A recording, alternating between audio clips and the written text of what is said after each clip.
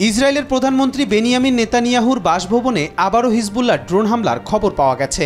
14 November রাতে ইসরায়েলের সিজিরিয়া এলাকায় নেতানিয়াহুর বাসভবনের কাছে একটি বিস্ফোরণের শব্দ শোনা যায়। লেবাননের সংবাদ মাধ্যম আল আহেদ নিউজ ও ইরানের ইরনা নিউজ এ তথ্য নিশ্চিত করেছে। ইসরায়েলি বিভিন্ন গণমাধ্যমেও এ খবর প্রকাশ করেছে। প্রতিবেদন অনুযায়ী এই বিস্ফোরণের কারণ হিজবুল্লাহর একটি ড্রোন হামলা। গত অক্টোবরে হিজবুল্লাহর ড্রোন হামলার পর থেকেই নেতানিয়াহু একটি সুরক্ষিত বেসমেন্টে বসবাস করছেন বলে জানা যায়।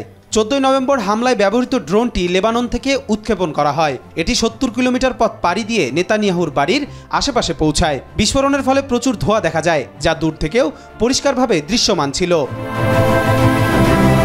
ইসরায়েলের চ্যানেল 11 জানিয়েছে ড্রোনটি সরাসরি নেতানিয়াহুর বাড়ির দিকে লক্ষ্য করে আঘাত হানে। তবে চ্যানেল 12 এর একটি সূত্র জানিয়েছে হামলার সময় নেতানিয়াহু ও তার স্ত্রী তাদের বাসায় উপস্থিত ছিলেন না।